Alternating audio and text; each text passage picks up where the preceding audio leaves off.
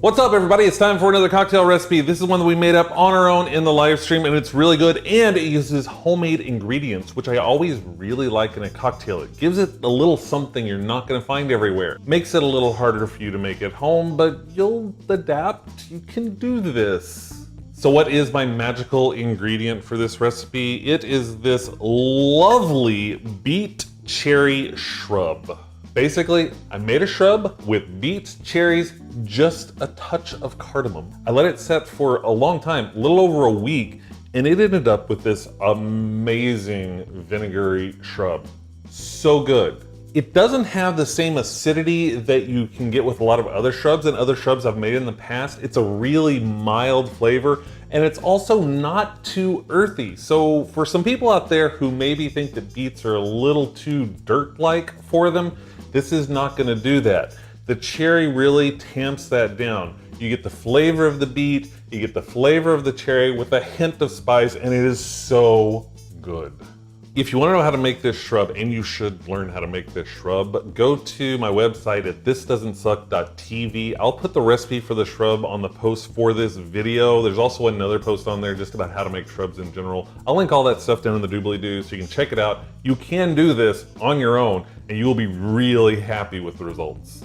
So this is going to be the focal point of this. Having said that, it can still really overpower a drink. It's got a lot of flavor to it, so you want to use it sparingly. Usually when I use a shrub, I use it like I would use a simple syrup, just a little bit to add something to the drink. I'm gonna go ahead and start this off. We're gonna do 1/2 ounce of this beet cherry shrub. And look at that color, right?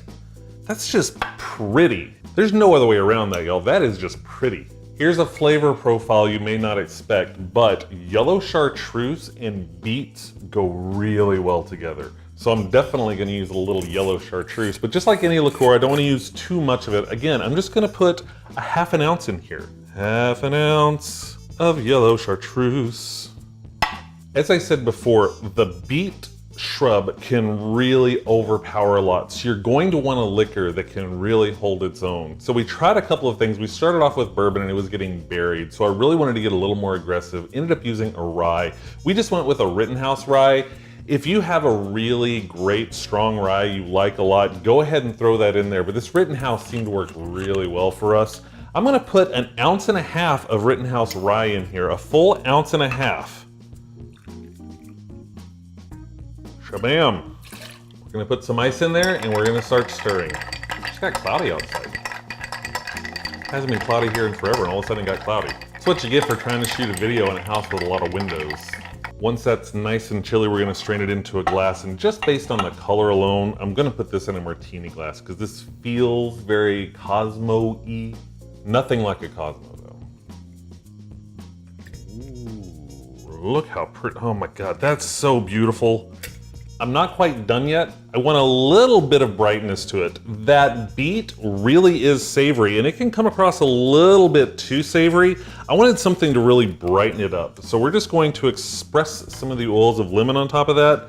That adds this beautiful lemony citrus to it. When you put it all together, it turns into a really nice drink. It went away. Garnish is not my thing. Let's take a drink. Smells great, y'all. Oh, it smells so good.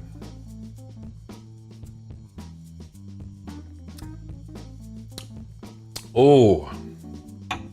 Oh. Oh, yeah. So good. The lemon really starts it off with this brightness, and then you get that beautiful flavor of the beet, and the beet is there. And oh man, this is not a dry drink at all. My mouth is like, I want to eat. I want food. So good. Do make sure you use a rye though, because you really do want that liquor to come through. You want the flavors of that to really shine. With the beet, with the chartreuse, that's really good. One thing too that you can always count on is when you use great ingredients, you're gonna get a great result, and that is a great, great drink. We probably spent 15, 20 minutes trying to figure out the name for this. Part of that is because I was sitting across from two writers who constantly kept thinking of ideas that would go off in tangents from where we just started. So after we ended up on Drake and who would win in a fight between Randy and Dennis Quaid, don't ask me how I got there, I sincerely have no idea. I finally just stopped and said, no, we're just gonna call it 12 degrees because we are so many degrees separated from where we started out at this. This is the 12 degrees. I give to you the 12 degrees.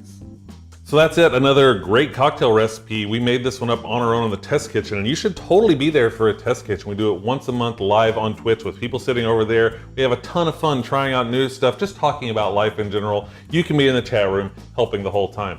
Do that once a month, make sure you show up for the next one. If you want to see more recipes like this or recipes for classic cocktails, click right over there and watch a whole bunch of the videos that YouTube thinks you're gonna like. You should also make sure you subscribe, like, share with all your friends. Tell the world about the things that don't suck, because we should all have more things in our life that don't suck.